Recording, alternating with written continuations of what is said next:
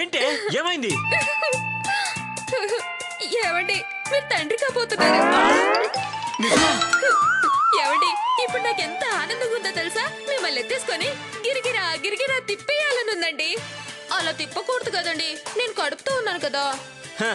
సినిమాలో ఈ న్యూస్ వింటే భర్త భార్యను ఎత్తుకుని గిరా గిరా గిరా గిరా తిప్పడం అలవాటు. నీకేంటే అన్ని రివర్స్ లో అలవాట్లు? అవన్నీ సినిమాలోనండి, ఇది రియల్ లైఫ్. ఇక్కడ ఎవరికి ఇష్టం వచ్చినట్టు వాళ్ళు ఉండొచ్చు. ఇప్పుడు అదంతా ఎందుకని? ఏమండి మా తమ్ముళ్ళకోసారి కబురు పంపించండి. ఇప్పుడు ఆ సన్నాసుల గురించి ఎందుకే? మరదే నా తమ్ముళ్ళు 1,000 అబద్ధాలు చెప్తే కడుపు పండుతుందని చెప్పారు. ఈ రోజుతో 1,000 అబద్ధాలు పూర్తయిపోయాయి. నా కడుపు పండింది. నీ మొహం, అబద్ధాలు చెప్తే కడుపు మండుతుంది గాని పండదే పిచ్చి మొద్దు. ఏం కాదు, నా తమ్ముళ్ళు దేవుళ్ళు. ఏంట్రా సిన్సియర్ గా దీక్ష దగ్గర చదువు నేర్చుకుంటున్నావా? నేను చెప్పిందేంటి, నువ్వు చేసేదేంటి? అన్నా అప్పుడప్పుడు వింటున్నానన్నా, అంతే. ఆ దీక్షకు చదువు మీద కాదు, జీవితం మీద విరక్తి కలిగేటట్టు చేస్తాను. నువ్వు చూస్తూ ఉండన్నా. జీవితం మీద విసుగు పుట్టిస్తే మనకేంట్రా? చదువు మీద విసుగు పుట్టించాలి, వాళ్ళ నాన్నని హ్యాపీ చేయాలి. పాపం వాళ్ళ నాన్న ఎంత బాధపడుతున్నాడో నాకు తెలుసురా. ఫోన్ చేస్తుంటేనేమో స్విచ్ ఆఫ్ వస్తుంది. ఫోన్ ఆఫ్ చేసిందా? అవునన్నాయ్, గుర్తొచ్చింది. ఇదిగో ఈ నెంబర్కి ఫోన్ చేయి. బిందక్కది. మొన్న రోజు దీక్షక్క తన ఫోన్ ఆఫ్ చేసుకుని బిందక్క నెంబర్ వాళ్ళ ఫాదర్కి ఇచ్చింది. నాకు అర్థమైంది. ఇదిగో. హలో, ఎవరండి? నేనమ్మా, దీక్ష వాళ్ళ నాన్నని. మీరా అంకుల్? నమస్తే. నమస్తే నమస్తే.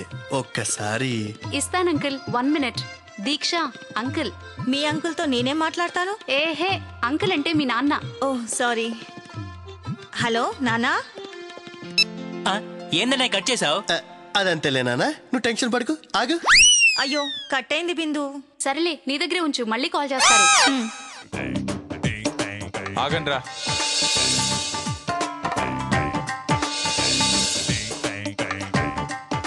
ఇదిగో హరిదాసు. సారు, నీకు పాడటం వచ్చా? నాకు కేకలేయటం తప్ప పాటలు పాడటం రాదు సార్. మీరు పాడితే నేను వింటా. అది కాదయ్యా, ఇప్పుడు నువ్వు పాడాలి. చెప్పాను కదా, నాకు కేకలేయటం తప్ప.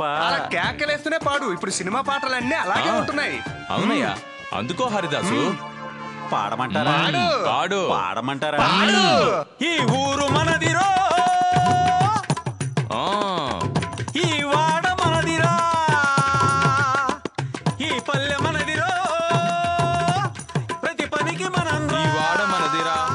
హలో అమ్మా, నువ్వా? చెప్పు, ఏం కూర వండావు? ఏం చెప్పలేవే. మీ అల్లుడి సంగతా ఏంటో, బెత్తరు చూపులు చూస్తూ తిరుగుతూ ఉంటాడు. బరువులేవి ఎత్తటం లేదే, కానీ మీ అల్లుడేనమ్మా చాలా బరువైన మాటలు మాట్లాడి నా గుండెని బరువు చేస్తున్నాడు. సరే సరే ఉంటాను. మీ అల్లుడి గారికి చెయ్యి నొప్పి పుడుతుందంట. ఎందుకా? ఆయనేగా ఫోన్ నా చెవి దగ్గర పట్టుకొని నిల్చున్నది. ఏంటి, భర్తకు అలాంటి పనులు చెప్పకూడదా? ఈయనొక భర్త, మళ్ళీ ఇంకొక గౌరవం ఒకటి. ఉంటాను. ఏంటి, అమ్మ ఫోన్ పెట్టేసి 1 గంట సేపు అయింది. తీయండి ఫోను. వీళ్ళ రాక్షసి రాయబారానికి పంపినట్టుంది. వీళ్ళని సెంటిమెంట్ తో కొడతా. చెప్పండమ్మా. నిన్ను చూస్తే నాకు చాలా గర్వంగా ఉంటుందిరా చెల్లాయి. ఎందుకంటే ఇంత చిన్న వయసులోనే ఇంత పెద్ద కాలేజీకి లెక్చరర్ అయ్యావు. లెసన్స్ కూడా మాకంటే బాగా చెప్తున్నావు అని పిల్లలు అంటున్నారు. థ్యాంక్స్ అన్నయ్య గారు. సరే అన్నయ్య గారు. మరి నిన్ను చూసినప్పుడల్లా నేను మా అమ్మకు ఫోన్ చేసి తిడుతూనే ఉంటానురా. నన్ను చూస్తే మీ అమ్మని తిట్టడం ఏంటండి?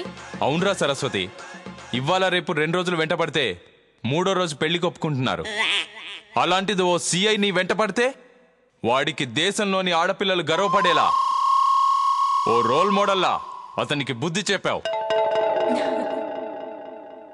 అందుకే నాకిలాంటి చెల్లెని ఎందుకు అనలేదని మా అమ్మని తిడుతూ ఉంటానురా.